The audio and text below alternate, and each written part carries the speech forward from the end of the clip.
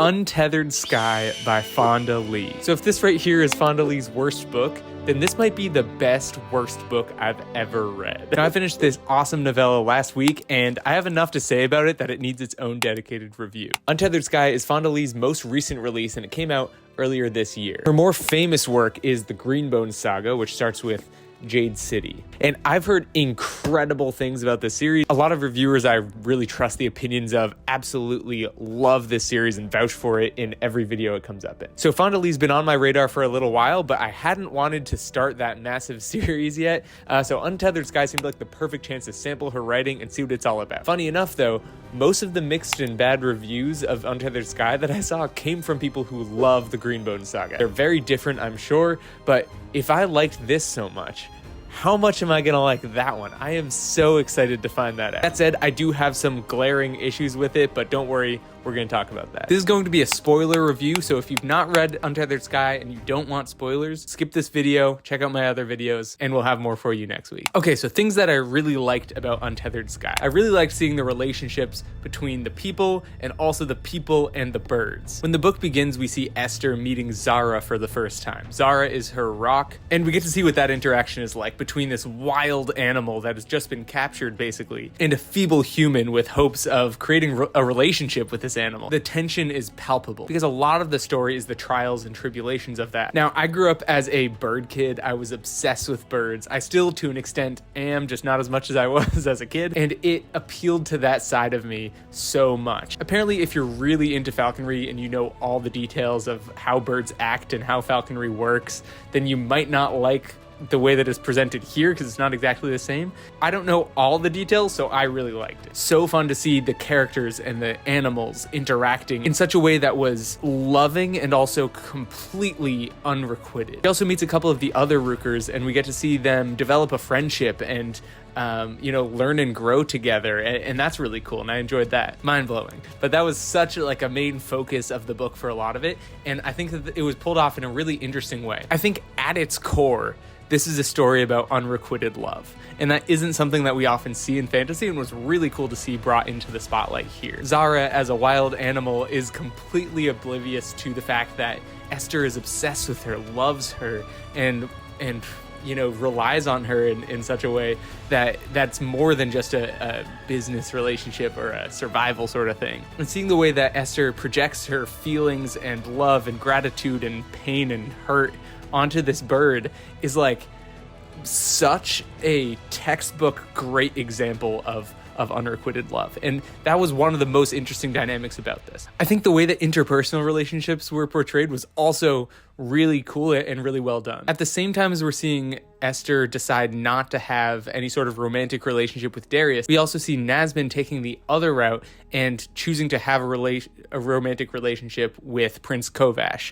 And we get to see how those two things kind of play out. And we see different approaches to interpersonal relationships while trying to maintain relationships with their rocks. And I think that's a really kind of interesting way to juxtapose both different interpersonal styles, but also the way that they handle their relationships with their rocks. We see Nazmin's relationship with Azar slowly deteriorating as she's giving more and more attention to her love interest, her romantic partner, and that has disastrous effects, where one day Azar decides, I don't need to listen to Nazmin anymore, and we see how that goes. On the other hand, we see Darius and Esther denying themselves romantic relationships in their personal lives because of their relationships with their rocks, and the ways that pays off and comes back to bite them. In some ways, yes, they get to maintain a safer, more secure relationship with their rocks, and that is invaluable in their profession. And at the same time, when Azar strikes down Minu, we see Darius's entire world go out the window, basically. We see the disastrous effects of putting all your eggs in one basket. Sorry. There's a real sense that when Minu dies, Darius loses everything. And we see that again at the end when Zara actually flies off and goes and finds a mate, leaving Esther for good. It's just as devastating, but what we do see is Esther finally have a release of her responsibility and the ability to be with Darius romantically, as we kind of see them ride off into the sunset at the end. We'll get to the end. I have some problems with that. I think the area where Fonda Lee really excelled in this was the creation and the release of tension.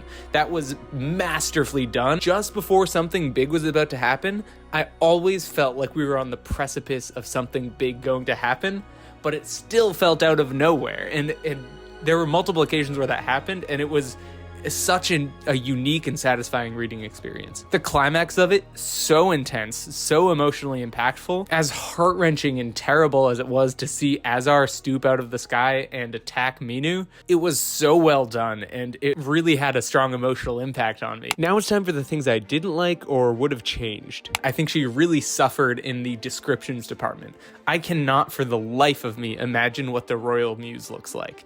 I'm kind of picturing like a barn kind of thing, maybe, but like fancier because it's well funded, or like I am completely at a loss for what this place looks like, even though that's where the majority of the story takes place. I cannot picture that because there was such a lack of description.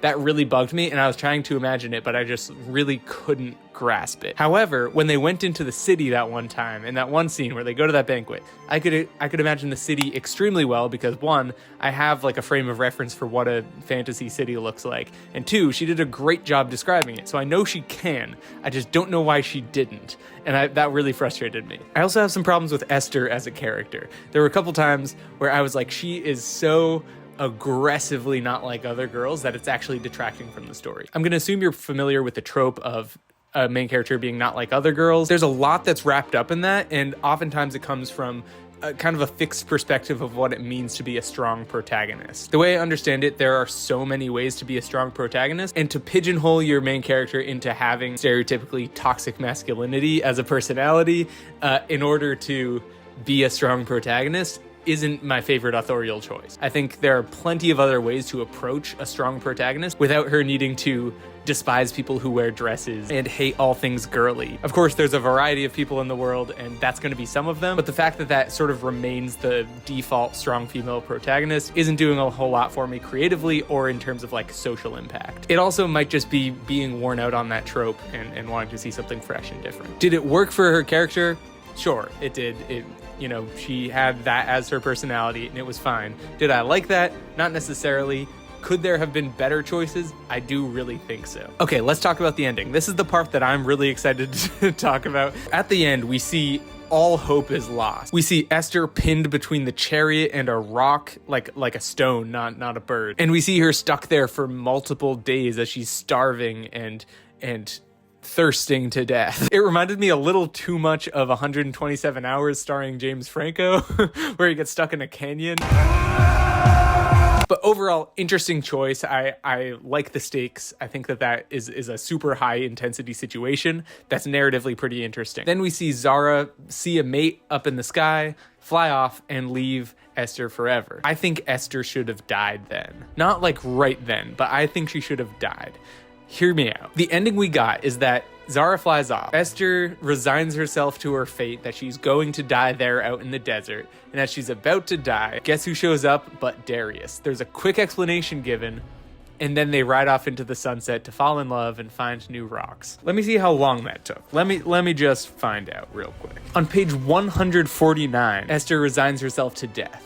And I'm like, perfect. All the threads are closed by that. She killed supposedly the manticore that killed her family. Zara left her. She's immensely grateful for the experience she had. She's happy. She's resolved. And then on the second to last page, Darius comes and saves her. To me, it just feels like they're trying to make room for a sequel. I genuinely wish they had killed Esther off. The fact that Darius saves her feels rushed. We barely get an explanation. Just like, oh, I saw the blah, I talked to this person, and now I know where you are, and I'm gonna go save you, and I saw Zara flying. Now I'm here, I save you. But with everything culminating in the end of Esther's life, like she finished her mission, she gave up everything for it, and then she lost everything. All I'm saying is if Esther died, it would have been an extremely bold ending to a generally punchy book. And what we got was kind of a soft, and then she rides off into the sunset with Darius. I'm not too mad about the fact that she lived, but I'm a little mad about the way it was done. If you're gonna end the book so quickly, have her die. If you're not gonna end the book so quickly, have her get saved and have there be actual good reasons for it and make it narratively impactful. But giving a page and a half, not even 2 full pages, a page and a half, to have her get saved and expect us to be able to process that and have that be a satisfying ending, to me, it feels like a cop-out, and I think she just should have died. There, I said it. Overall, I really enjoyed this book. Despite all of the criticisms I have of it, I had a genuinely fun time reading it, and I had a hard time putting it down while I was. Am I glad I read this? Absolutely. Do I wish it ended a little differently? 100%. Do I recommend it? Sure, definitely. So that has been my review of Untethered Sky by Fonda Lee. But if you made it this far in the video, I think you'll be a great fit to be a subscriber of this channel. Big thank you to my patrons. They support what I do here and make it possible to bring you awesome videos like this one. The Patreon link is down in the description. If you're curious about essay collections and don't know where to start, check out this video right here with 3 of my absolute favorites. Okay, that's all. See ya.